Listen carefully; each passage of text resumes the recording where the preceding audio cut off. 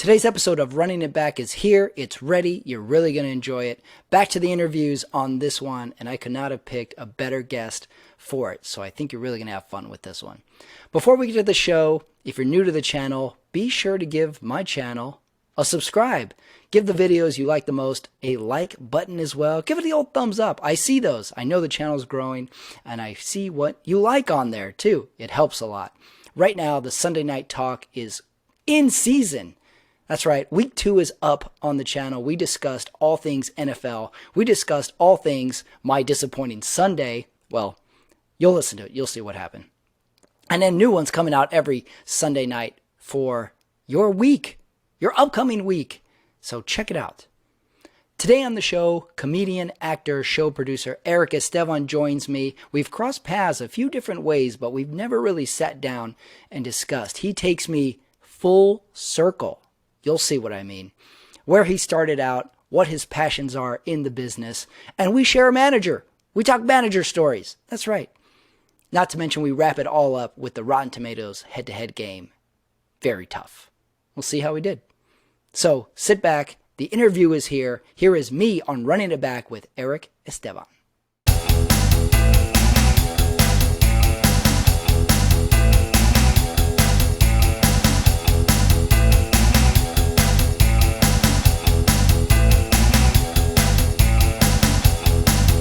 Joining me today is Erick Esteban. He is an actor, comedian, show producer.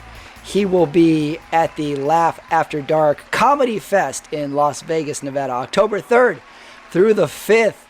Erick, thank you for joining me today. How are you? Thanks for having me, brother. I'm great, man. I'm just hanging out. It's always fun to podcast, just chill with your homie and talk mess about it. Oh, but by the way, can I swear on this podcast? I just want to be sure before I drop a Fuck yeah, you can. Profanity on this. Fucking shit. Awesome. Everything goes. I was thinking, because you put on a show, you produce a show, a comedy show, but like anything else these days, it's not just a comedy show. It's got a few angles to it. You do a comedy show. I've done it twice now, where the comedian does their comedy set and then they sing a karaoke song, which I think adds an extra flavor to it. And then not only that, your comedy show is called Miscellaneous Brown, which is kind of funny because I don't think I've ever put it into words. Miscellaneous Brown. Explain, what you mean by that. A possessive, because Miscellaneous Brown is just me. That's just my nickname. So it's just Miscellaneous Browns. So I should have another possessive. There should be apostrophe there on the apostrophe S on the Miscellaneous Brown. So I probably got to change the logo. But the karaoke comedy show is just that. I mean, it's like you said, with every comedy show nowadays, you kind of have to have an angle that differentiates you from the other 20 bar shows that are going on that night. And yeah, that was my angle when I first started doing it. And it's been since 4 years I've been doing the same show, and it's grown. We've gone to different venues, and it's fun, but it can be very, when the show doesn't go well, or when the crowd isn't as big as you'd like it can be very demoralizing too, because it's always a kind of a constant gauge as to, you're always judging yourself when like if the thing isn't full, you're like, and when or even like in some cases, and this obviously wasn't the case in your show, because that show was great. Was there like just last month, right? We did it together. I think it was 2 weeks ago. Yeah. So there you go. And that was a great show. I mean, the lineup was fire. Everybody was good. Everybody had fun.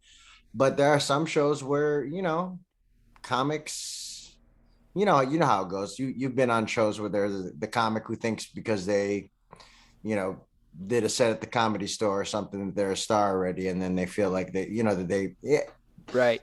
Egos are always a trapping of this business, regardless of what part of the business it is. So it's really, really tricky. And then for you who's putting on the show, you're performing on the show, you're wearing like 3 different hats, you're organizing people, you've got to get their karaoke songs, and then you're actually trying to keep the show rolling the whole time.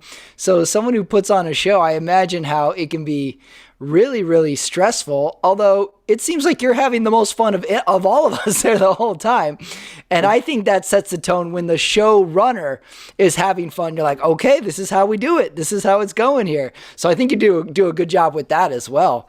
Well, homie, if you'd have told me when I was 27, that when I was 47, this is what I'd be doing, and I'd be, doing stand-up comedy and being able to start to tour the country, and at the beginnings of that, and start to book at bigger clubs, and start to produce my own shows, and then get to work with some of the best comics in Los Angeles while I'm doing it. I mean, what really more could you ask for? I mean, I really am having a great time during the show.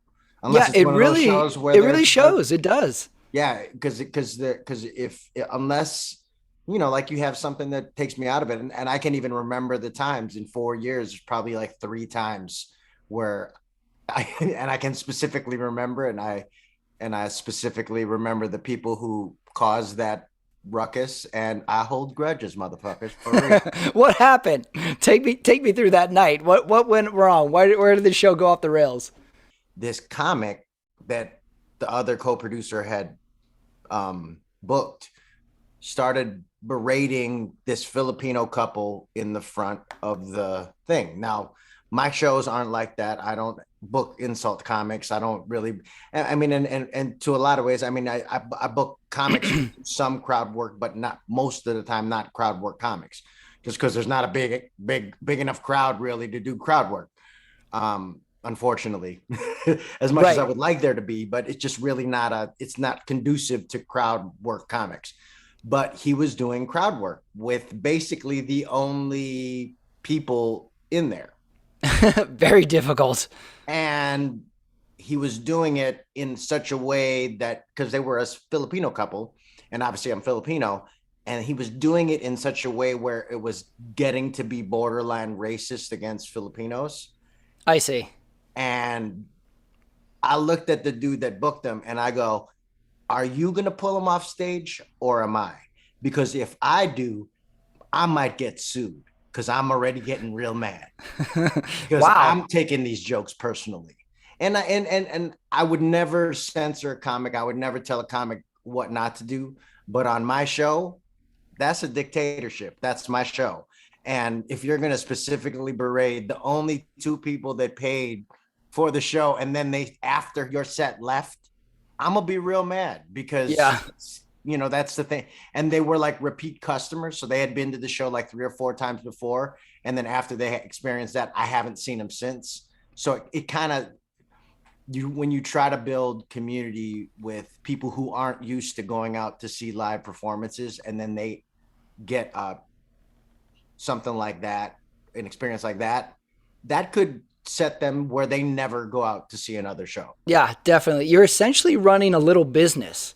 Right. And in order to get the repeat business, you need a good experience, you need a good setup, you need an ease of attending. And then, like any other business, like one bad experience and you lose them forever. 10 good experiences, they're like, yeah, it was good. But one bad one and you lose them, and you're essentially allowing comics to come in and play with your toys. You've built the audience, you've set the venue, and you're saying, come on in and have a good time. And you're just sort of trusting that they are going to be good comics and adhere to some sort of vague rules of society. And every now and again, it falls apart. And then you have to take all the heat. So put it on a show. That would always be in the back of my mind. Like, is this guy cool? Is this girl okay? Well, you just don't know. The reason why, Patrick, now you've been on the show, you said what, twice? Right? Twice, yeah. I've done the brewery one and the Good Night.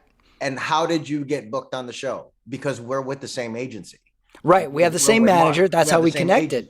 Mm-hmm. Right. So unless you come recommended by somebody that I trust, you're not getting on the show now. I'm not doing it anymore. Yeah, it makes sense. That was the only, the second instance of where I felt like the show went off the rails was when I booked somebody from DMs. You know how that goes. Mm-hmm. And I'm just like, are you for real? You're going to do this in front? Like and there was a good crowd there. And it just like, she killed the crowd. And then like like I said, the energy of it when you don't get it, like it's a fun show, but if you don't get it, like if you blow off the karaoke, or if you're not good at, or if you like don't even try at the karaoke and you like, then the crowd, you lose the crowd. Yeah, you totally lose them. Everybody, and you lose me. yeah, But everybody sort of has to play the game. Really done it like she did it, where she just kind of like, oh, okay, never mind, and just put her thing down and just walked off the stage. And I was like, oh, it's done. Okay, cool. And I had to go up there and introduce the next comic. And yeah, you essentially got to start the show over. Really, really bad comics, or I should say, at the end of the day, a really novice comic on this show, on my show, on the karaoke show, cannot, it don't fly, because you're not, unless you get the concept, and if you bomb, use the karaoke to. Yeah, that I would say that's the genius of it, because if you bomb, then you're like, hey, guess what? We're singing Neil Diamond. Everybody's back on your side. Exactly. Everybody's like, I love this guy. That's kind of where I got the idea from, where music is there's so much musical comedy out there, and so much different types of musical comedy, that I thought karaoke is so specifically, not necessarily specifically, but in a lot of ways in our culture, it's associated with Filipinos and Filipino Americans and Filipino American culture. So I figure, why not try and figure something out with, if I'm going to build a Filipino American comedy thing, that this could be definitely part of it. I'm seeing the roots of it now. That makes a lot of sense. You mentioned Mark, the manager. I love Mark. I would have loved to have heard his reaction when he talked to you after the show about that, because Mark has a very. Oh, you did? He has a very. I emailed him. I was like, bro, I'm so sorry about that, man. I'm so sorry. And he's like, and then Mark went in on her, like went in. Well, that's what I love about Mark. He is never like. Never a loss for words. He's in entertainment too. So he was just at that point, he was just another audience member. So we were just sharing our audience experience of this terrible comedian. Yeah, he never has nothing to say. He has a very distinct voice as well. And I like how when he's done with a long point, he just says, anyway. Like, he just leaves you hanging like that. And you're like, but okay. That's when I know the conversation is done. It's like, yep. Anyway. All right, Mark, I'll get working on that. And, we'll talk soon. All right, cool. That's what I love. I know he's done with his. That's how you know he's done. He has such great stories, and he always such good suggestions of things to do in Burbank, because we live in Burbank, and I'm like, oh, man, I love this dude. Like, he is, to be honest, man. I've been in the business since 90. My first play was in 97, and in Chicago, and all the agents, and I've had wonderful, like I was with Stewart Talent in Chicago. I'm still with them, basically. Like, they still submit me for stuff in Chicago. And I love them very much. But Mark had, like, homie's been to the show like 4 times at least in the year that he's represented. Like, he signed me last year at Big Pine, and I've had more auditions in the past year than I've had in the 15 years I've been here in Los Angeles. Like, Mark has really worked, and not even just auditions, but just like checking in, coming. Yeah, he's a big checker inner guy. The Zoom where we met, like those Zoom meetings where he's checking in with his clients. I mean, I've never had someone so hands-on before, and it's really nice. You really do. And there's not a celebrity name you can mention that he doesn't go off on a little tangent about afterwards, where you go, because he's been in the business for so long. He's been through everything, and be like, such and such. Like, well, she was at the birth of my son. And you're like, what? Let's talk about that. And then 15 minutes later, anyway. For so long, he's so experienced. You definitely don't. Yeah, I mean. And when he shows up for your shows, it's really almost a right of approval. Like, wow, okay, the entertainment industry would dig this. Yeah. He comes, he talks about what he liked afterwards and stuff like cool. that. It's really he's cool. A very personable guy like that. I went to a Clippers game. Hopefully he's watching this, or he'll watch this. He's watched a few of them. I did one a couple years ago where another client of his. He and I did dueling Mark impressions to each other. I'm not gonna And do it. I'm and not yet. I'm not until I book something. that was the only time. There you go. You've got your marching orders, Mark. I was at a clip. Bro, I've been so close on so many things. That's the hard part about it. Look, Mark is. Is that him? Yep. Should I answer it? Yeah, you should. You should. Let's talk to Mark Scroggs. Hey, Mark, what's up?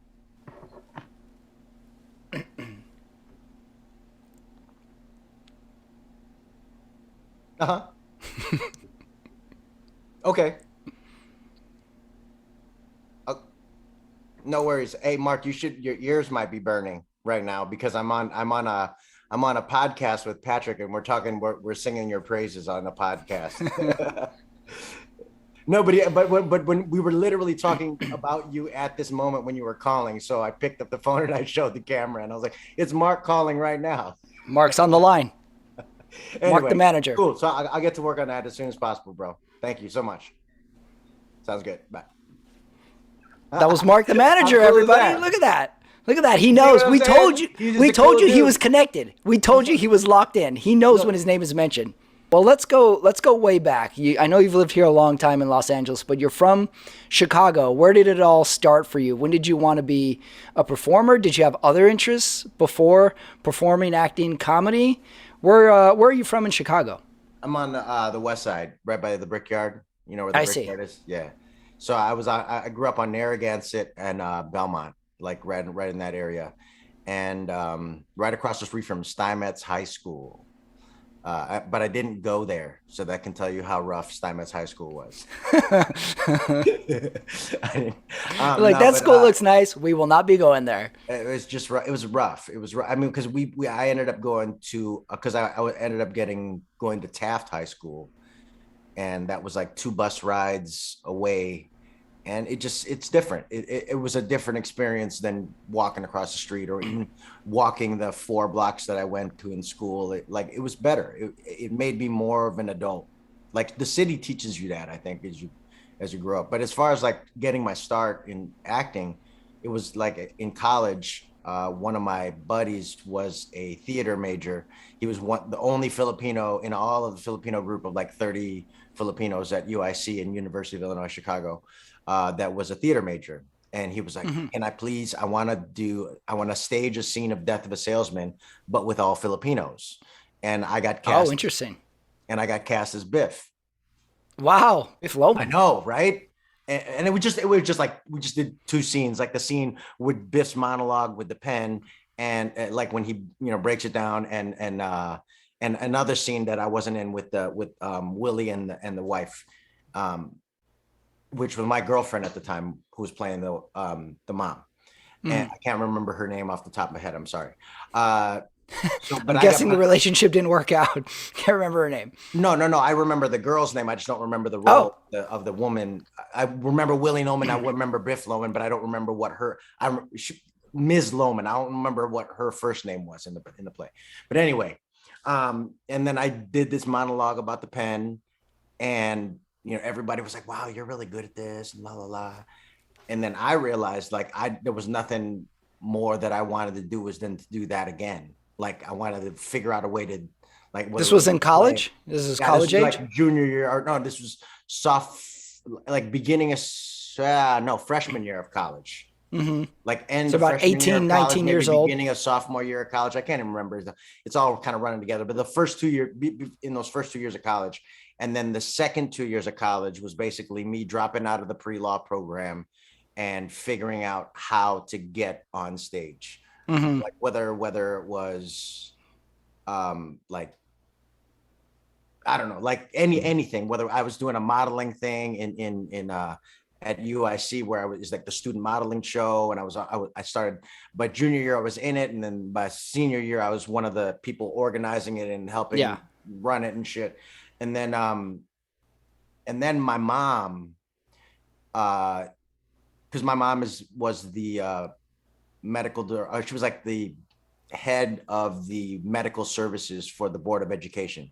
She's like she was like the head nurse Mm. of the Board of Education in Chicago. So she was like, she would work with the Board of Ed. She would work with the mayor. She worked with Michelle Obama. She would be on TV whenever there was like a health scare in the school. Like my mom was VIP in Chicago. So we had there was this thing during one of the first Asian American Heritage Months in the 90s, in the late 90s. And Lauren Tom, one of the women from Breakfast Club, she'd been in a whole bunch of stuff. She was the Asian girlfriend in Friends. Like she was a bunch of stuff. And she was doing her one woman show at the Harold Washington Library. And my mom, through some weird connection, got me to be her intern for the day. And so I was like her gopher, her PA, basically. I see. I'd go get her shit if she needed something, and then she'd do her rehearsals, and I'd watch rehearsal and make sure of stuff and make sure that she needed anything like water, tea, whatever the fuck, right? Yeah. And then, but she was like down to earth. She was from Chicago, and she was doing the show because she was coming home to do a show from Chicago. She was home from LA or from New York, or wherever the fuck she was living. And she just sat me down, and she was like, "So why did you want to be my intern for the day?" And then I told her, and then she's like, "Okay." So the next time we have a conversation, I want it to be where you're on set with me or you're on stage with me. Yeah. And wow. She put that challenge out to me, and I was like, all right, cool. And then a couple of years later, I'd got my SAG card. I'd worked, I'd done all this stuff, and I did a scene with Forrest Whitaker as one of my first scenes for SAG, and then she does her one woman show again in Chicago, same one, but she comes back. It was like a comeback show. And I came back and I wrote her this long letter and told her all the stuff that I'd done and I'd been in SAG and after and all these things. And then I read it to her after the show because they had like a Q&A, and we're all crying and she's crying. The whole audience is fucking crying. It's great. And like when that happened, I was like this full circle moment of like my past meeting my future. And those full circle moments have happened a lot. They happened in the beginning a lot. And then they went away after I moved to LA. Like they happened again. Like when I moved here for like the first 3-4 years, I was booking national commercials. I was doing this sketch called Mini Pacquiao, and I got to meet Manny Pacquiao and do all this crazy stuff. And then it stopped, man, because I got dropped from my agent. And it just happens. I think it happens for every actor in our lives, where if you've been doing it for a long time, there's going to be a fall. No matter how high the rise, there's going to be a fall where it'll ask you, life, God, the universe, whatever you believe, is going to say, do you really want this? Like, do you really want to do this? And is this really what you want to do? And then I had kids. And so it was really putting into question. I'm like, if I can't provide for my children with this, then what am I even, what am I doing? Like, am I just chasing pipe dreams? Right. And then I started doing stand-up. Yeah. That was my next question. Where does the stand-up start? Did that start in Chicago, or did that start when you moved started here? in LA. That started 7 years ago in LA. So you made the decision to move to LA. When did you move to Los Angeles? I got married to my wife in 2005. I was in LA. I was in LA for pilot season in 2001, stayed here for 4 months, came back with blue hair and thought I was going to quit. That was the first. And then I met my wife, and, gradually, and not even gradually, like I thought I was going to quit. And then 2 weeks later, my agent in Chicago called me and said, "Hey, do you want to do this print job?" And I'm like, "Yes." And I dyed my hair brown and went and did the print job. No, I got dropped from my agent in 2011 or no, 2012, maybe. Yeah. Cause it's about, And then like went into a depression, like really bad. And then I had to go to therapy basically because it was really like I don't want to, like, I will say that Robin Williams' suicide, I was like, oh, wow, I could see how that would be a thing. Yeah. During that time. Because it really, like, and that was a thing. And Robin's passing was like one of those weird things that like he was one of the reasons why I'm even trying to do this, like watching him and Mork from Mork and Yeah. all the things that he did. So it's like, it was a weird time. So I had to go to therapy, man. Like, or else I don't even know if, to be honest, I don't even know if I'd be here talking to you if I Yeah, didn't go it to helped therapy. that much, huh? Did it help? How do you feel that it helped you? Did it give you perspective? Did it give you Well, because motivation? at that point in my life, I felt like everything was gone. Mm-hmm. You know what I'm saying? Like nobody was going to pick me up. My manager who had dropped me said, well, you're having kids now. So that's when everybody stops and quits acting so they can, you know, provide for their kids. And I'm just like, wow, you really don't believe in me at all. And it just was a weird, like such a weird, almost oxymoronic, where the beginning of my career was so much of you're a unicorn in Chicago. Oh my God, you're this brown face who can act and make people laugh. And oh, wow, this is incredible. We're going to book you on every fucking thing. You're going to do every McDonald's industrial and all this. You know what I'm saying? Like I was a working actor Mm-hmm. a year after my first professional play. I I see. mean, that's crazy. When looking back on it now, when I think about it, and when I almost think about like some of the cockiness of how I was when I was younger because of how much I booked and how quick it was and how easy it was and how quick it just was put in my lap. Yeah, it really, like it being dropped and not having anything and working for my family and being stuck in that store that I didn't want to be at. It was like a really like rock bottom kind of thing. And therapy brought me out of it and also kind of made me realize that I've always, all of this has been really for this moment and this stuff that I'm doing now, because I've always wanted to be the one guy on stage doing the monologue when I was in a Shakespeare play, or I've always wanted to be like the main dude in the play, right? Yeah. Yeah, I mean, when you come up in the theater, yeah, but most of the time in Chicago, just being honest, most of the time they were secondary and complimentary roles that I was given because of my ethnicity. It's just how it goes. It's Mm-hmm. not, it's just how the plays were written, right? And until I got to play Filipino at Victory Gardens and I went equity, that was when I realized that this is going to be, I'm doing this for the rest of my life. Because once I got my equity card, that's when I realized I had to move to LA. And that was so then in 2006, I moved to LA I with my see. So wife. you grew up largely interested in theater. Did you have Mm, who were your guys that you looked up to getting into it? You mentioned Robin Williams. Did you have TV shows or other actors that well, you liked, or were you focused on theater? no, no, no. It wasn't even I wanted to be an actor.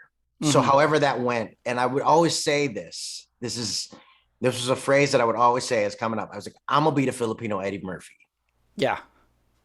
But the thing about that I always skipped over, and what everybody would always tell me is you should do stand up, because I skipped over that. Mm-hmm. Eddie started in stand up. Oh, He you had wanted to his be own the story, Eddie his Murphy, own the voice. actor. Eddie Murphy Delirious was I when I was a kid, 10 years old. I watched it once with my dad. My dad's like, he swears too much. We can't watch this again. Right. I watched it again that night and recorded the shit on my boombox. And to this Right. day, Eddie Murphy taught me how to swear, taught me how to be funny, taught me how to play characters. Eddie Murphy did everything. Like I would listen to that audio cassette until it fucking broke up. And like for years, I listened to that going back and forth from school. It was Mm-hmm. my obsession almost. Like, and I can still to this day, word for word, if you wanted to, I could lip sync Delirious for you, just because I listen to it all the time. And so, but I would say that in the beginning of my career, I want to be the Filipino Eddie Murphy. I want to be the Filipino, but I never, like, I was not scared to stand up. I just never did it. Mm-hmm. And then I did my one man show here in LA. I wrote it here in LA. And then they asked me, because of Mini Pacquiao, the sketch that I was doing on YouTube, they asked me to come perform it in Chicago, which was like, oh my God, here's another full circle, dream come true kind of thing. I get to go home to Chicago and perform. And oh my God, it's sold out. I sold out the Lakeshore Theater, which is now the Laugh Factory, which was a kind of a trip. But anyway. Wow. And Is so, Mini Pacquiao still up on YouTube? Can we oh watch yeah. it? Yeah, I It's left on it. Yeah, there. you can put it. You can put it up. You can watch it. I'll send you the link if you want. Oh, Because perfect. I'll Yeah, send yeah. you the link of my favorite episode where I snuck into the wild card while he was doing a press workout, and then I, in the middle of it, changed into Mini Pacquiao and stole the show. And yeah, it was funny. Oh, And, perfect. We'll add it to this that's kind of episode. like it's a weird thing because people still in the Filipino community and the Filipino American community, it's cool because people still like, I used to resent it because it was kind of a weird. I have some stuff in my stand-up about it. But I still like, people still call me Mini Pacquiao. Yeah. I haven't done a new video since like 2012 or whenever Pacquiao fought Mayweather. But people want, Right. I'm reprinting the t-shirt because now people want the t-shirt again, Yeah. which is great. This is evergreen. Because like stand-up has kind of made, like, people will watch a stand-up clip of mine and then they'll want to figure out more, and then because it's, Mini Pacquiao. If you Google me, Mini Pacquiao is not but like 2 or 3 lines down. There's something about Mini Right. Pacquiao if you Google me. That was a big hit. And so people just love, yeah, especially Filipino Americans. Like, it was really cool. Like, I couldn't go to funerals when it was going on.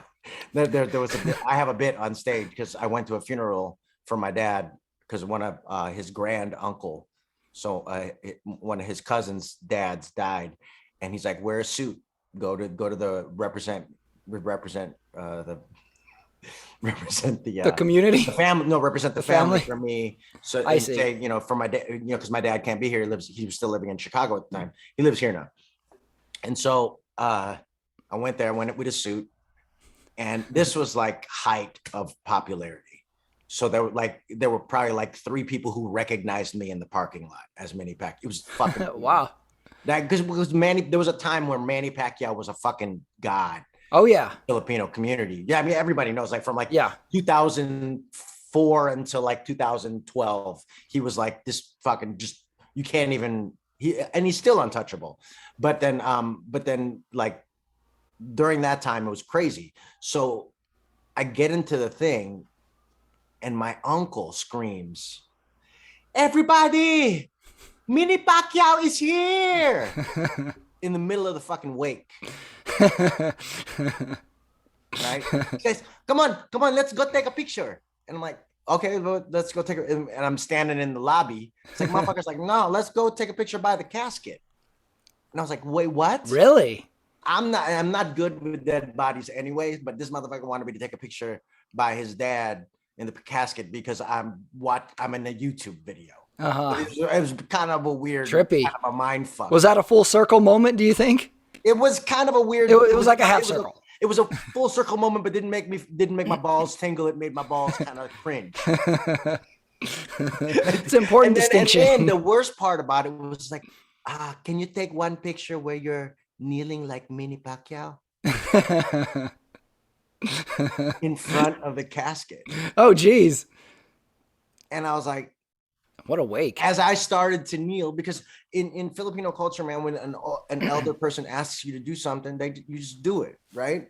Yeah. And I was there to represent my father, so I didn't want to disrespect the family at all. And obviously, this guy's grieving. He's just happy to see some YouTube dude that he watched a YouTube video. He's happy, so I'm gonna accommodate this guy because I don't know how you grieve, whatever. If it makes him happy, yeah. So I knelt, right? But as I'm kneeling, like, bro, there's only going to be 23 episodes of this fucking thing, and then I'm done. because I didn't want to, like, even with, I think that's true of any guy or comedian whose sketch becomes bigger than they are, because nobody knew who the hell I was. They all called me Manny Pacquiao. So, right. Like, I mean, dude, I got a tattoo for free in New York because a fan wanted to tattoo Manny Pacquiao on Manny Pacquiao. So you got Manny Pacquiao. Oh, right there it is. Yeah. You weren't kidding. I'm serious. Like that's how crazy it Well, was. don't they say in the theater community you got to really commit to the character? So maybe you're just continually committing. No, that's exactly what it That's was. what it Is that is. and that's that, but that's I think that's what it is too. Because I was talking with Dante Chang, who runs Flashback Mike on Melrose, and he's Yes. Yeah, I know going to Dante. be moving location soon. I think I don't know if I'm supposed to talk about that, but he's going to be moving soon, and he wants something that can accommodate stand-up comics during the day. Besides just open mics. And for me, coming from a theater and improv background, like I was the last class of Del Close. If you want to talk about like my real comedy influences, there it is. Del Close. I was in the last class before he died. He died in like there was 7A and 7B with Del. I was in 7A and then he died because I couldn't do so I couldn't do 7B. And Dan I see. Bacchanal was in my class, and like it was just like it was a crazy like I could tell you so many stories about Del Close, but like that is kind of like I want to teach the stuff that Del taught me because stage presence, telling the truth, being truthful to the character, committing fully to the character, embodying, using your body and physicalities of the character, like all that stuff that I learned at Improv Olympic in creating characters on stage are the same tools that I use in every self-tape, in every audition, in every time I get to work. I'm lucky enough to work. Those are the tools that I use. And so I was telling that to Dante, or I'm sorry, not to Dante. Dante, to Dante Chang. And he was like, you should teach a class. You should teach an acting for stand-ups class. And I'm like, yeah, that's exactly. That's a good idea. I was going to pitch because there's a lot of actors, there's a lot of stand-ups who get audition opportunities. And part of the reason why I even brought it up was because Dante was like, how do you memorize scripts? And like, that's part of it is like, being in the moment and learning how to react in the moment with the script and being able to so it doesn't feel like you're memorized. It doesn't feel like it's a thing, that's part of what stand-ups need to learn if they've never taken an acting class or but because they're so funny and they're so good on stage, they're given these opportunities to audition. So why not even enhance that even better and make them better at what they're getting an opportunity for? So that's basically was my pitch to him. And I was like, and Dante was like, yeah, man, that sounds really good. And that sounds like we can make a lot of money in the afternoons in an empty stage space. And I'm like, yes, I feel like we could. Because I think a lot of people would take those classes, and especially because UCB is coming back, but it's not all the way back. And, IO West is gone, and Second City is still Second City, but, there's only so much they can accommodate. So I feel like, also. I feel like there's an angle there, and there's definitely no shortage of class education ideas in this town. Anything that can be taught will be taught. So I think there's definitely an opportunity there. Where's the first place you ever did stand-up here in town? The first place I did stand-up in town was I guess was it called Flashback Mike, or I can't remember, but it was right by the haha, and it had all them chains on the door. It wasn't the haha you're saying. I don't think it was the wasn't haha, the haha in but it might have been Lancashire. the haha. I think it was the haha, but it wasn't. And then I know that the first big show I did was the haha. Like that was the first stage that I did where it was like, oh, I'm at a club. I'm at a real comedy club. Okay, cool. I'm at a real comedy club. But then haha, and then Ice House. And then two good clubs. And then Comedy Store. Right. Okay. So and then I didn't play any of those clubs for years. I think we're all in that same boat. We do every single club's bringer show, new face show. Yeah. And then be like, oh, I've been everywhere. When's the last time you were there? 4.5 years.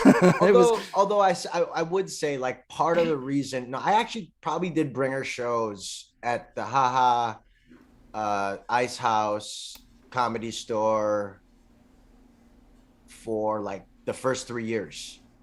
Right. Of my stand-up.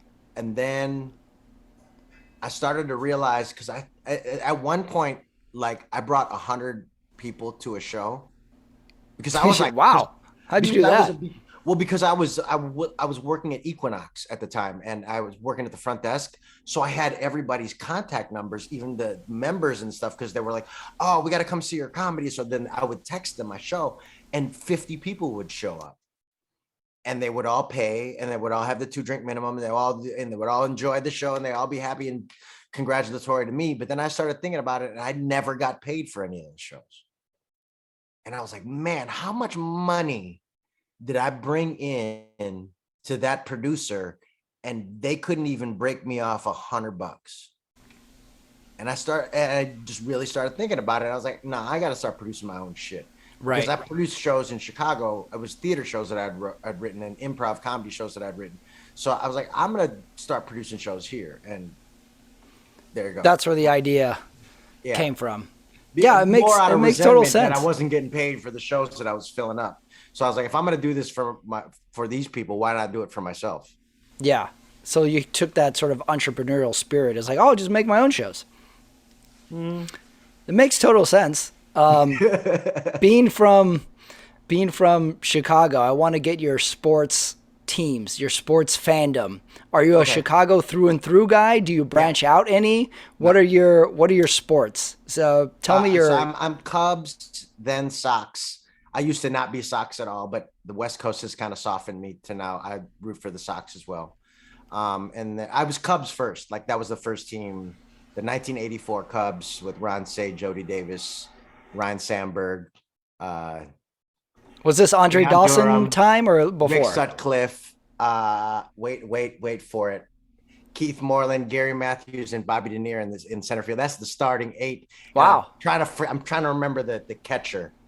For some reason, I can't remember. But anyway, but no, the 1984 Cubs was like the sports team that, oh, wow, sports is a thing that I watch now. Yeah. And then 84, then 85 Bears. That was the. I'm still mad that Peyton didn't score a touchdown in the Super Bowl. Walter Payton didn't get a touchdown in that game, ironically. The Fridge did. I have a Ryan Sandberg jersey, so both of those teams I represented. And then, of course, I graduated high school in 92. So I got the first championship for my high school graduation. And then I graduated college in 96. So I got the 97, 98. So you got the end. For my fucking – I mean, like the Bulls and Michael Jordan. And obviously you've heard some of my comedy. And I was going to say, I show up to show – look at this. It's a perfect segue, bro. Let's see what you got. I just got these for my birthday for myself. Ooh. Oh, birthday gift. Myself. And I'm unboxing them on your podcast right now. Okay, raise them up a little bit. They're a little off camera. I will. Hold on. All right. I don't want to rush you, bro. I don't want to rush you. So it's the Air Jordan Legacy 312 low. So 312, if you know, was the old area. Hold on, let me give you some sound effects. Look at those. Oh my God. I even got the old 90s strap on the front. Ooh, I like that. That brings back some memories. Oh, with the elephant skin on the back. Oh, look at that. Oh, and the old school Air on the back. You see that? I like that. That looks good. Oh, but that so just it's a weird thing. I was like, you said you were gonna bring up sports, so I'm like, I'm gonna bring this as a cool unveil. Good unveiling, good unboxing of your birthday present to yourself. Happy birthday to me. Fresh new kits tonight. I got a show tonight at the Overlook. So excellent. You can break those babies in. Did your sports fandom branch out any when you've moved to LA? Was there any West Coast affiliation, or did you stick Chicago all the way? Because that's one of the weird things being a sports fan and living in Los Angeles. You kind of meet fans from all over the country because we all move here. I used to have a job in Santa Monica, and I worked on Sundays, and I'd come in at 10 a.m. to open the store, and you would see everybody going to the sports bars to watch football games, and you would see every jersey. You'd see your Minnesota, your Green Bay, your Miami, and I always thought it was kind of cool because we don't really have a team in LA. We have the Rams now and stuff, but for 20 plus years, and we had the Chargers too, but for 20 plus years, we didn't have a pro football team.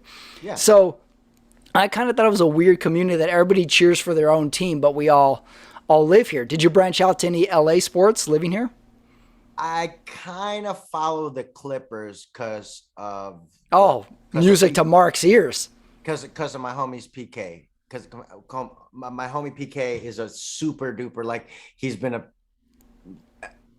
a Clippers fan since he was a little kid, and like some of the comics that I hang out with are Clippers fans. So I definitely will root for the Clippers. I'll root for the Lakers too. It's Yeah. fun to root for the Lakers. I like NBA, so I like basketball. So I'll watch a Clippers game or a Lakers game anytime. And of course the Warriors. I mean, You branched into if the I've Warriors, huh? adopted any team as far as rooting for them and watching them and enjoying them, definitely the Warriors and Stephen Curry is brilliant. So mostly the basketball teams. I haven't latched on to any of the baseball teams out here at all. Like I'm almost not. Baseball is not as I'm not as into baseball as much as I was before. And football, Yeah. I'll always be Bears no matter what. No, there's no. I don't care how cool the Rams jerseys look and how cool Sticking with your Bears. I don't care how many times they win the Super Bowl either. But if they win this year, I might switch. No. I'm just kidding. No, I'm just kidding. No, I won't. No, it's okay. We'll cut that part out. I'm stubborn like that with yeah, me too. My sports and even like just loyalty to the city. Like I straight up every time I get to go, like I did Zany's last year and the Laugh Factory and in Chicago. Like anytime I get to go home, I straight up like I leave with like tears of joy in my eyes. Oh, is that right? I want to be home. Like every time I get home, I feel like there's a different feeling in my chest. You know, like you feel like it's different being home. Yeah. And Chicago will always be my home. So that's just that. I came up in theater in Chicago. Like Second City and Improv Olympic in Chicago will always be my comedy home. So like that type of thing Chicago will always be home for me. Not breaking with any Chicago sports teams. He's sticking all the way. That's his home. Forever. All the way. He knows all the 1984 Cubs. What's the pizza place I need to go to in Chicago? Throw some local knowledge at me. Because I was very disappointed the last time I was in Chicago. I was in Chicago for the World Comedy Expo. It was the first one. I got there because shout out to Model Majority, this New York comedy troupe. That's the only reason I said it. If any of them are watching, I always like to fuck with their pizza. But Model Majority got accepted into the World Comedy Expo. But then the coolest part and this is Chicago, it's always Chicago. As soon as the organizers found out that I was coming home, they put me on the 7 p.m. Laugh Factory show that was sold out. So I got to perform with the sketch crew, but then they also put me on as if I had booked as a stand-up, which was I see. Really, it was kind of cool Chicago hookup and prime show, sold out to the rafters at the Laugh Factory. And there's nothing like that, man. There really isn't nothing like going home to that type of thing and that type of reception where people that you've respected and admired your whole life. Now that's a full circle moment. That World Comedy Expo was like a full circle moment that really like one of those where it's like the universe telling you that you're on the right path and you're doing the right things and this is where you should be. That was a true one of the most recent full circle moments that I felt where I'm like, ooh, wow, cool. This yeah. It feels like the beginning again. Yeah, you're back to the start. What about the pizza, though? Where's the pizza I should go to? Oh, I'm sorry. I thought you were bringing it back with the full circle. I was like, maybe he's going to talk about this. Okay, because the problem with the pizza, I love Father and Sons coming up in Chicago. That was the spot, and they closed. They closed. I think the pandemic closed them. So then we went to this place called Pequod's that everybody was talking about. Pequod's. I know it. Yeah. You know it. You've been there. Yeah. I'm sure. I didn't. You didn't like it? I did not enjoy it. Oh, but I couldn't because I took it to go. What a flip! I ate it at the spot because it tasted not good. It did not taste good. But usually Chicago pizza holds up and almost tastes better the next day. That's usually been my experience. And this one didn't last the to-go ride home. It didn't taste good. Wow. Yeah. Wow. This interview is taking a turn. Yeah. I'm sorry, but you asked for a recommendation. I told you avoid Pequots. That's what I would. Interesting. Wow. Hot take on the show. Wow. I'm going to get so much hate mail. I love it. I'm sure you're going to get comments on it. Yeah. You're like, fuck you. That dude don't know what he's talking about. That bitch turned LA. Fuck you. Fuck your pizza. Fuck everything. Fuck the Cubs. It's going to come like a wave. Sushi, you LA little bitch. I know. I hear it all already because I know, because when I said it, when I was there, I heard it in person, because in Chicago they say that shit to your face. It's not just in the comments. What about ketchup on the hot dog? Firm stance, or you can go either way? Listen, I'm Filipino, so they do a lot of funky things with hot dogs and put them in a lot of things that you wouldn't think hot dogs belong. Like they put hot dogs in spaghetti. What? Gross. It's gross. Wow. Hot dogs and spaghetti, taking pictures at wakes. And you order the Jollibee spaghetti, it'll be spaghetti with the meat sauce already on it, and the meats, like the ground beef's already in there, but then there's also chunks of hot dog, and it's gross. Oh, that's weird. I don't really like hot dogs, but if I were to eat one, it would be with no ketchup. Okay, but you don't shun people who use ketchup, or you do? No, I don't shun it's okay. People who okay. Eat food the way you like to eat your food. Like if the people who like New York style pizza, go ahead and eat New York style pizza. That's cool. You enjoy it. If you don't like stuffed pizza, that's fine. I don't care. It's fine. This is America. Enjoy what you enjoy. Stop worrying about what other people are putting in their mouths. Home of the free. America. USA. America. All right. Let's get to the movie game. I always like to wrap up every interview with the movie game. I'm fascinated with the Miscellaneous Brown because I just thought that was the show you put on, and you booked Miscellaneous Brown people, which I call myself because I've gotten this. You are Miscellaneous Brown. No, yes. If a quick little thing about Miscellaneous Brown, I also try to book my show that way. Yeah, so that's kind of how I thought so. So your assumption is true. I do want to book people who are brown, and I also want to book the show where it's a majority brown and or miscellaneous brown lineup. Yeah, you know what I mean, because most of the lineups on most of the shows are not that way. And most of us, like out here on the West Coast, all of us have it somewhere in us. If you just go far enough back, everyone's got some sort of miscellaneous brown in them. It's true, but there's some, you can go, like you could do a 23andMe. Okay. Yeah. But there are a lot of folks, just because you like 2% Puerto Rican on a 23andMe doesn't mean like you should celebrate right Hispanic Heritage Month. Well, I'm going to start. You got 3% Filipino in you doesn't mean you should wear this hat. Put hot dogs in your spaghetti. You know, like unless you really claim it. I'm going to start producing a show, and it's called 2% Brown. And then there we go. No, but look, equal time. I understand people. I'm not saying that you don't have a right to claim whatever you want to claim. I just sometimes people. I just say, let's say it like this: there's some straight up dudes that look very white, like you look very. There's something ethnic about you from looking at you that I can tell that you could kind of claim some Latino or something. But there are some folks that's like blue-eyed, blonde hair, green eyes type of dudes, and they're like, "Yeah, no, I'm half Puerto Rican," and I'm like, "No, you're not." We need some sort of Mason-Dixon line of percentage. You can say, 35, okay. Mason-Dixon line. We need some sort of. Well, I didn't want to use border. I thought border would be a little too on the nose. No, but I look, if you are genuinely proud of that heritage, or of, like, say for instance, one of your ancestors that has that heritage in you know, I'm not going to worry about that. But if there's folks that I know are using it now because it's cool. It's in vogue. Yeah. It's in vogue to be ethnic now. To be something. It's right. cool to be something. It's cool to be minority now.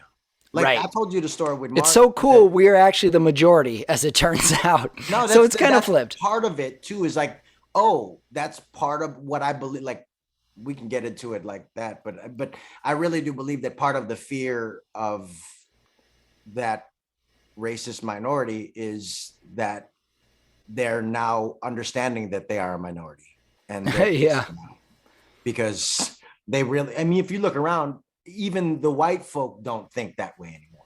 So it's kind of, that's part of why they're still grasping at what they're grasping. It's been a long. It's a cycle in this country. But anyway, It's a full circle. We're back to full another circle. circles. All Back to these full fucking circle. circles, Patrick. Pizza crusts are circle. We got full circle No, with your theater. I'm a circular dude. That's all. You're it a is. circular dude. My face is round because of the pandemic, and I don't work at Equinox anymore. See, all these things. That's right. That's right. Miscellaneous brown. Well, okay, here's Okay, the you want to game. play this movie game though? Let's play this. Let's do it. Let's play the movie game. Here's how the game works. I'm going to give you 2 movies. You have a couple ways to score points. I will read you the description of the movie. If you think you know it, yell it out. Okay. And then these 2 movies will go head to head, and you're going to guess which one has the higher Rotten Tomatoes score. But as a bonus, this game is themed to you. This is movies that feature actors that have an ambiguous ethnicity. Nice.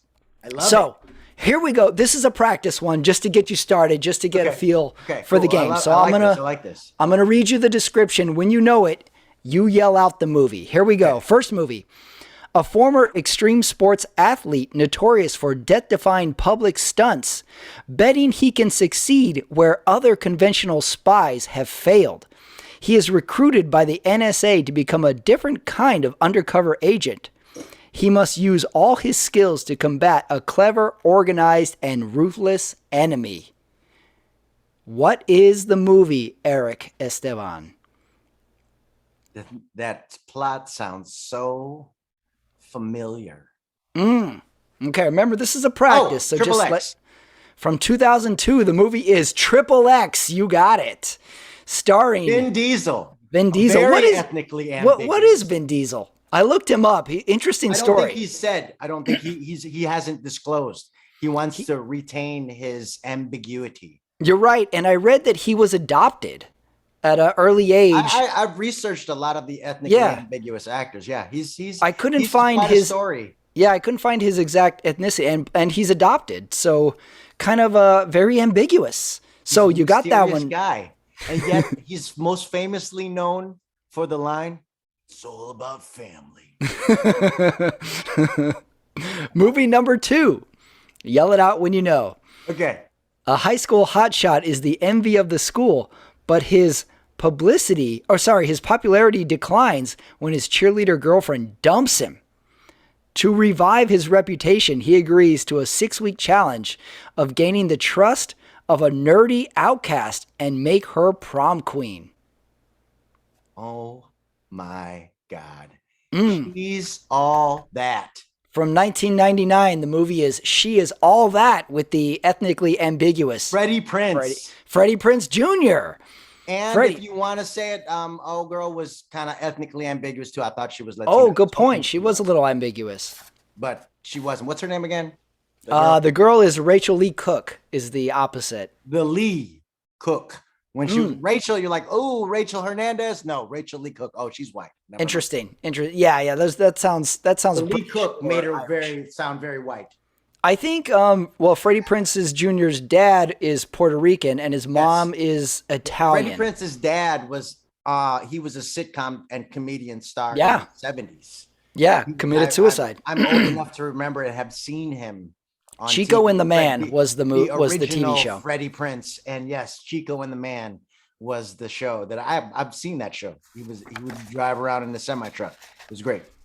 All right, so your movies are Triple X versus She's All That. Which one do you think has the higher Rotten Tomatoes score? As your practice round, just lay it all out there. This is for practice, the real deal. I know, I get you. I think that She's All That because it's a romantic comedy. It's got Freddie Prinze. Although I enjoyed Triple X and also Asia Argento, I thought was very attractive in that movie. All right, so that's the love interest or the sexual interest in that movie. Let's be real, it's true. Well, it is called Triple X. You're right. So I'm gonna go with who has the higher, right? Who has the higher critic score? I'm gonna go with Triple X. Solely on the celebrity of Vin Diesel, Triple X. Wow, okay, you flipped there for a second. You were going to go She's All That. I was going to go She's All That with the romantic comedy, but then I'm like, nah, I really did enjoy Triple X, so I'm going to go Triple X. Okay, Triple X. is 48% on Rotten Tomatoes. She's All That is 42%. You nailed the practice one. Nailed it. Now, that was kind of an easy round just to get you started. So now I figured, but it's onto also, the big I guns. named some co-stars just to kind of like flex the movie knowledge. I got you. Yeah, Let's go. I think you're going to be good at this game. Okay, here we go. Now to your real number one, 3 rounds. Yell it out when you know it. Once a mild-mannered New York liberal architect, he snaps when intruders break into his home and assault his wife and daughter. When a client gifts him a revolver, he begins to patrol the streets. Frustrated by police, he becomes a vigilante, gunning down any criminal, while the public finds him heroic. That is Michael Douglas Breakdown. From 1974, the movie is Death Wish. Never mind. Damn it. I think you're thinking of Falling Down. Falling Down. Pretty similar, though. He goes crazy in the streets. That's hard. That's a movie from the 70s. 74. Yeah, this was a deeper. I was born in 1974. Deeper cut. Yeah, this was a young Death Wish. Okay. A young Erick Esteban watching Death Wish from the crib. Freshly from the womb, Erick Esteban. Watching Vigilante Justice. I mean, my dad didn't care what I watched, so he probably did watch it in front of me. Who knows? No, it could be. Okay. The ambiguous actor in that movie is Charles Bronson. He is, as I looked up, Lithuanian. For real. That's what I found on Wikipedia. He ambiguously look kind of Asian. He looks almost Native American as well. He's very ambiguous. Very ambiguous. Charles Bronson is one of my father's favorite action stars. He's a dad actor for sure. All of our dads. Dads like Clint Eastwood or Charles Bronson. Yep. Or, one of them tough Maybe dudes. Chuck Norris. Yeah, Chuck Norris too. Chuck Norris is a dad actor. All right, here we go. Second movie. Yell it out when you know it. An Army Ranger, Green Beret, and Naval SEAL rolled into one has sworn off fighting, crime, preferring to rock his mullet as a man of peace. But when his sworn enemy steals a nuclear warhead, he must bring him to justice. Rock his mullet? Getting tougher. I told you this is getting tougher. Know. You started with the easy ones. I gave you a layup. Yeah, that was a layup. Freddie Prinze Jr., that's a layup. You're asking me to hit fucking half court shots. I got no idea. I told you we don't mess around. The movie is from 2010, MacGruber. Oh, see, I didn't see that because I hated that sketch. With the ambiguous Maya Rudolph. Hated that MacGruber in that movie. sketch. Not your genre, huh? The goofy slapstick. No. I just didn't. That sketch MacGruber was so not funny, and I was like, "That's the one that you made into a movie." That was an odd. You're right. That was when that preview came out. They're like they chose that sketch to make a movie. Like there were so many other good sketches to make into a movie, and you chose MacGruber with the same button. Every single sketch, he just blows up. Okay, well, what happens after the explosion? Because that's gonna be 20 minutes. That 5 minutes. Anyway. Interesting. All right, your movies are Death Wish versus MacGruber. Death Wish for sure is high. No doubt in your in my mind. Okay, I'll be mad if Death Wish is lower. Okay, Death Wish is 63% on Rotten Tomatoes. MacGruber, 47%. You were right. You got the point. There's no damn way MacGruber is better than Death Wish. Charles Bronson? No way. I don't want to live in a world where people like MacGruber. I don't want to live in a world where MacGruber's score is higher than Death Wish. Yeah. Let's forget that movie ever happened. On to round 2. Okay, here we go. Movie description. I'm glad I got MacGruber wrong. Yeah, it actually would be worse if you got it right. You'd be like, I know that. Like, oh, MacGruber. Then people would have been like, what the fuck is wrong with that dude? Anyway. Right. That was a trick question. I would have ended the Zoom. I would have ended the Zoom, called Mark the manager, and never spoke. You can't rep this guy. He likes MacGruber. He would have been like, I know. I know he likes MacGruber, but whatever. Anyway. Maybe the dueling marks are back. Here's your movie. Yell it out when you know it. A teenager becomes an overnight rock and roll success in 1958 when his love ballad about a girl whose parents don't want her to date a Latino boy hits the radio. But as his star rises, he has conflicts with. From 1987, the movie is La Bamba. You got it. Another point for you. The ambiguous actor is, And of also course, another point for Filipinos because Lou Diamond Phillips is ambiguously Filipino. Do you claim Lou Diamond as Filipino? Because I think he's quite. Did you not see Easter Sunday? I did see it. Spoilers. Well, he's quite the mix. As I looked him up, he's got quite the mix. But I think he's claimed as Filipino. Well, he's because I've actually shared the stage with Lou Diamond Phillips. He actually is very proud of like he's represented Filipino a bunch, which is kind of cool. I'm excited. I'm always excited when the light-skinned, ambiguous dudes rep Filipinos. You know, the other Lou Diamond movie that was big in my youth was Stand and Deliver. Like, that movie was shown in school. That was a day you're like, all right, first day of school, you guys got to see Stand and Deliver. And that with all, because I used to hang out with all Puerto Ricans and Mexicans growing up in Chicago. And Standing and Delivering, and I was like, yeah, dude, that dude's Filipino. I was like, that's some bullshit that he's Filipino. He's supposed to be Mexican. What's wrong with them? Why did they cast him? So we claimed him too about casting. We claimed a little Lou Diamond in the early '90s as well. Everybody claimed Lou Diamond. Claimed him. That's fine. But Lou Diamond also he's a cool dude. I've met him a couple times. He's a really nice guy. Really nice guy. You got a point out of that one. Next movie. An FBI agent infiltrates the New York mob. He develops a relationship with a mob hitman to go deeper undercover. As the relationship develops, he must decide whether or not to complete his job. That's a lot of movies. That could be a lot. Could be a lot. Bodyguard? What? Say it again? The Hitman's Bodyguard? Is that what it is? No, the movie is from 1997, Donnie Brasco. Oh, Jesus. Such a much better movie. Yeah. Al Pacino, Johnny Depp. Johnny Depp. I looked it up. Johnny Depp, or Depp is his real last name. I thought that might have been. That was that was like Johnny Depp gangster. Johnny Depp gangster, he was in Blow and that, and then he was in like some like a 20s gangster movie too. Like he that was his gangster phase. I hope to one day have a gangster phase. That's good. Gangster phase is good for a middle-aged man. Definitely. I'm saying.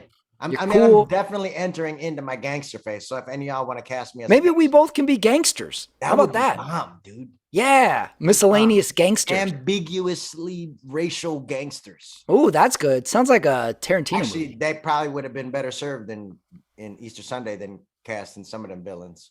Remember that multicultural gang that did not look like a gang? Multicultural gang.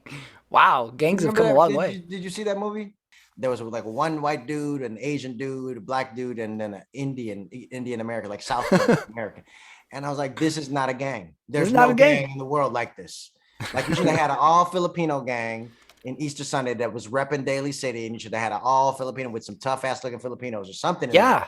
Instead of some multicultural Banatan looking gang. I'm just gonna next Easter Sunday too. Try and do a more authentic looking gang. That's right. Well, to your point, gangs by nature are not very tolerant. So how could this be? Yeah. And they're very insular. So they're probably going to go and look at people that look like them and look definitely. But there's very seldom.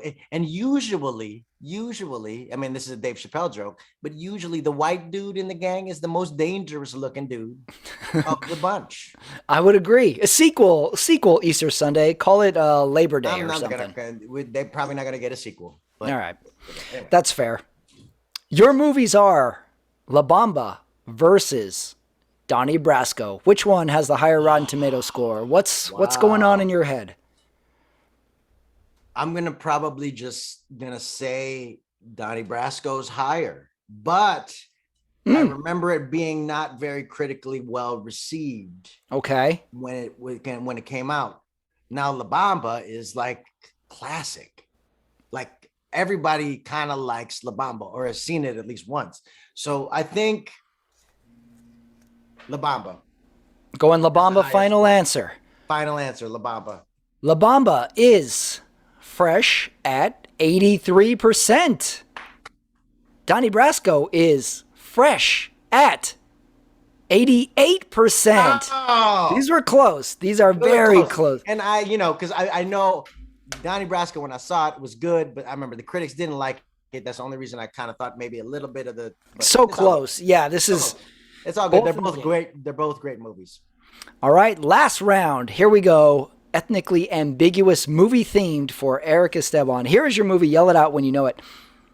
When a dangerous crime wave hits the beach, an elite squad of lifeguards must protect what is theirs. They must fight for their bad. Go ahead.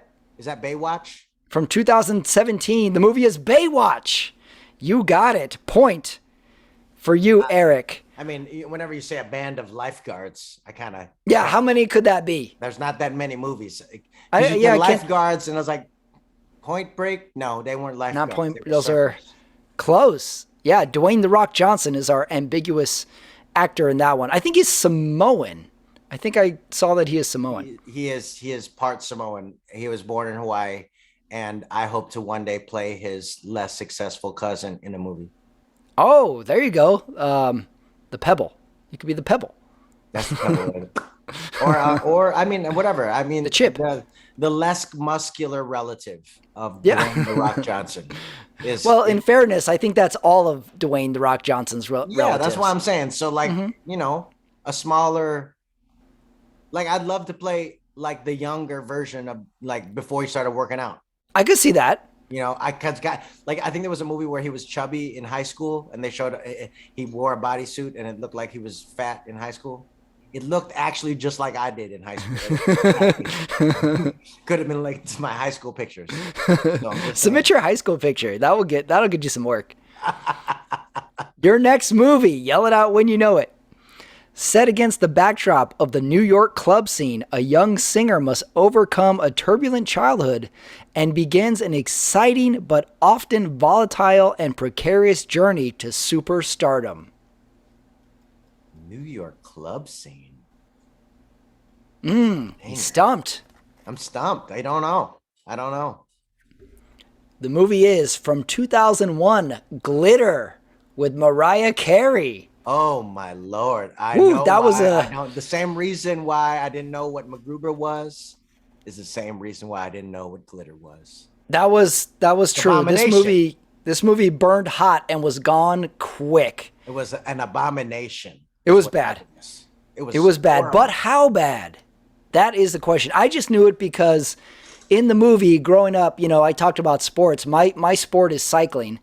And she wears a cycling cap of one of the European pro teams in it.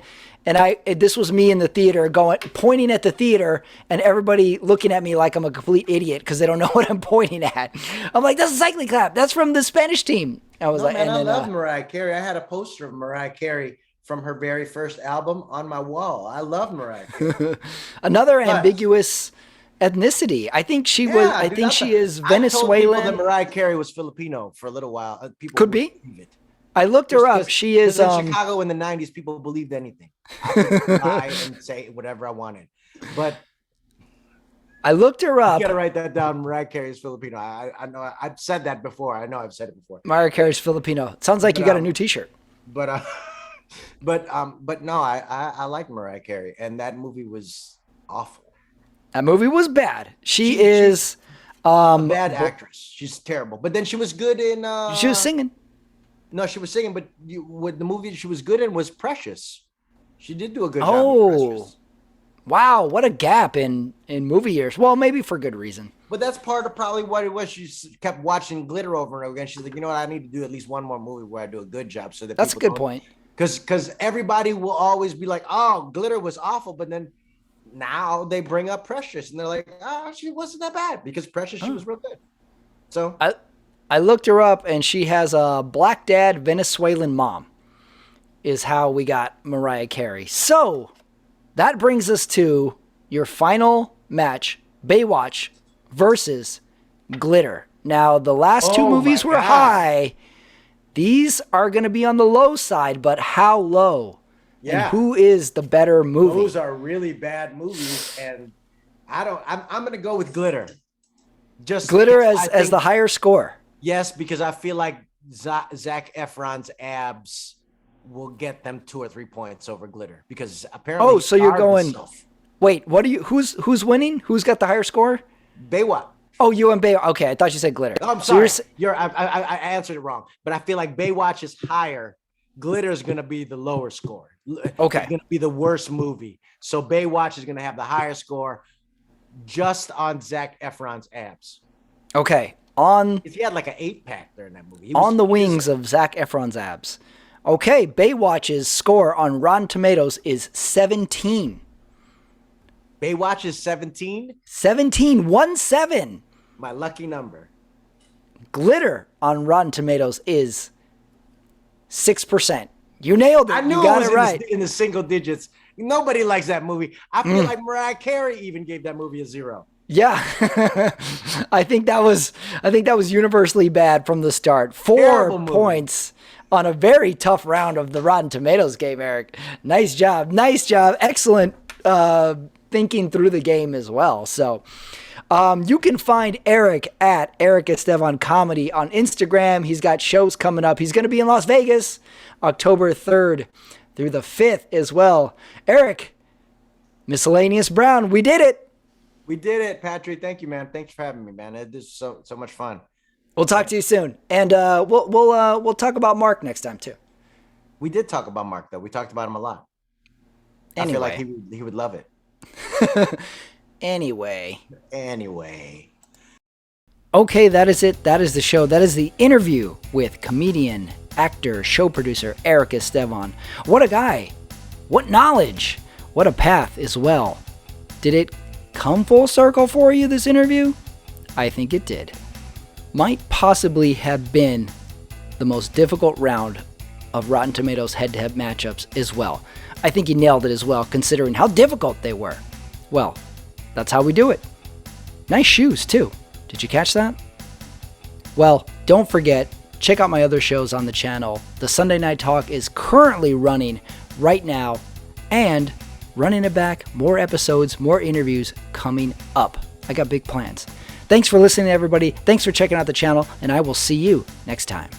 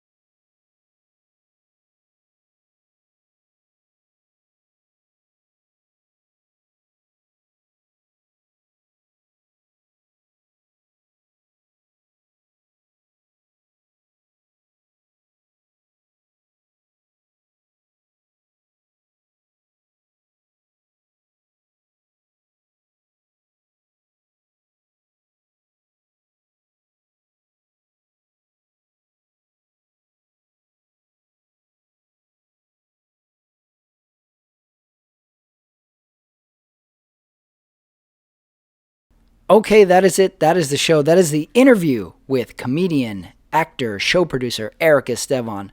What a guy. What knowledge. What a path as well. Did it come full circle for you, this interview? I think it did. What a round two. Might possibly have been the most difficult round of Rotten Tomatoes head-to-head matchups as well. I think he nailed it as well, considering how difficult they were. Well, that's how we do it. Nice shoes, too. Did you catch that? Well, don't forget, check out my other shows on the channel. The Sunday Night Talk is currently running right now, and running it back, more episodes, more interviews coming up. I got big plans. Thanks for listening, everybody. Thanks for checking out the channel, and I will see you next time.